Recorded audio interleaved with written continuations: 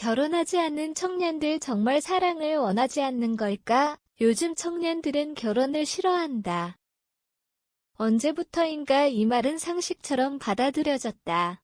연애를 하지 않고 결혼을 미루고 출산을 포기하는 청년들을 향해 개인의 가치관 변화가 원인이라는 해석이 반복된다. 그러나 조금만 깊이 들여다보면 전혀 다른 풍경이 보인다. 많은 청년은 여전히 사랑을 꿈꾼다. 함께 살 사람을 만나고 싶어하고 안정된 가정을 꾸리고 싶어한다. 문제는 의지가 아니라 조건이다. 사랑하는 사람을 만나는 것보다 함께 살 공간을 마련하는 일이 훨씬 더 어려워진 시대가 되었다. 수도권의 아파트 가격은 이미 청년 세대의 소득 수준을 한참 뛰어넘었다. 전세금조차 마련하기 어려운 현실에서 결혼은 선택이 아니라 경제적 프로젝트가 되었다. 과거에는 결혼 후 함께 집을 마련하며 미래를 설계했다면 지금은 집이 준비되지 않으면 결혼 자체가 시작되지 않는다. 실제로 청년들 사이에서는 결혼은 하고 싶지만 집이 없다, 전세금 모으다가 결혼 시기를 놓쳤다, 아이를 낳으려면 최소한 안정적인 주거 환경이 필요하다는 이야기가 흔하게 들린다. 결국 청년들이 결혼을 포기하는 이유는 사랑이 부족해서가 아니다. 사랑만으로는 해결할 수 없는 경제적 장벽이 너무 높아졌기 때문이다. 집값이 만든 결혼 포기 시대의 구조. 한국 사회는 오랫동안 주택을 단순한 거주 공간이 아닌 자산 증식 수단으로 인식해왔다. 그 결과 부동산 가격은 지속적으로 상승했고 자산을 보유한 세대와 그렇지 못한 세대의 격차는 더욱 벌어졌다. 특히 청년 세대는 이 구조의 가장 큰 피해자다.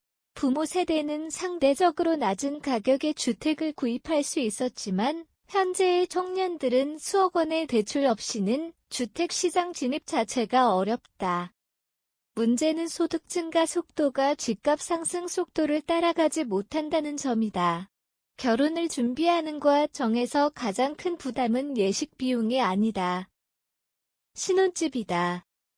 수천만 원의 전세 보증금, 수억 원의 주택담보대출, 높은 금리, 불안정한 고용 환경이 동시에 청년들을 압박한다. 이런 상황에서 결혼은 미래에 대한 희망이 아니라 위험 부담으로 인식되기 시작했다. 집값 상승은 단순히 주거 문제에 그치지 않는다.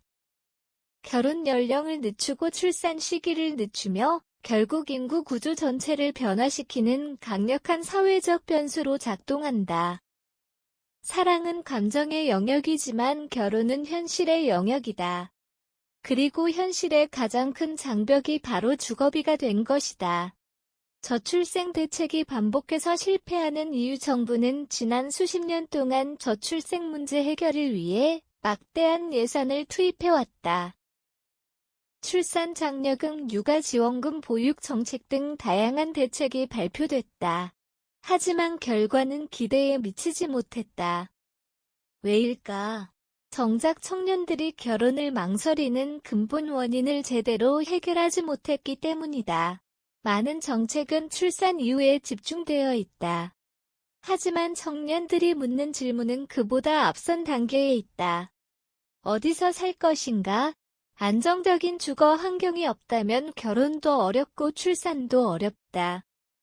신혼부부 특별공급이나 전세자금 대출 정책이 존재하지만 실제 체감 효과는 제한적이라는 평가가 많다. 청년들에게 필요한 것은 일회성 지원금이 아니라 미래를 예측할 수 있는 안정성이다. 월세 걱정 없이 살 수 있는 집과 또한 대출 부담이 없는 주거 환경. 결혼 후에도 삶의 질을 유지할 수 있다는 확신. 이런 기반이 마련되지 않는 한 저출생 정책은 계속해서 증상만 치료하는 처방에 머물 가능성이 크다.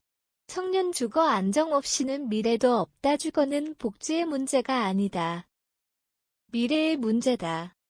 청년이 집을 구할 수 있어야 결혼을 계획할 수 있다. 결혼이 가능해야 출산도 가능하다. 그리고 안정적인 가정이 많아져야 국가의 지속 가능성도 확보된다. 지금 필요한 것은 단순한 부동산 정책이 아니다. 청년의 삶 전체를 바라보는 관점의 전환이다. 주거를 투자의 대상에서 생활의 기반으로 재정해야 한다. 청년층을 위한 장기 공공임대주택 확대, 실질적인 주택 구입 지원, 지역 균형 발전을 통한 수도권 집중 완화 등 보다 구조적인 접근이 요구된다. 결혼과 출산을 개인의 선택 문제로만 바라보는 시각도 바뀌어야 한다. 사회가 제공하는 환경이 선택을 결정하는 경우가 훨씬 많기 때문이다. 대한민국의 저출생 문제를 해결하고 싶다면 출산율 통계부터 볼 것이 아니라 청년들의 주거 현실부터 들여다봐야 한다. 청년들은 결혼을 거부한 것이 아니라 기다리고 있다. 오늘날 많은 청년은 결혼을 포기한 것이 아니다.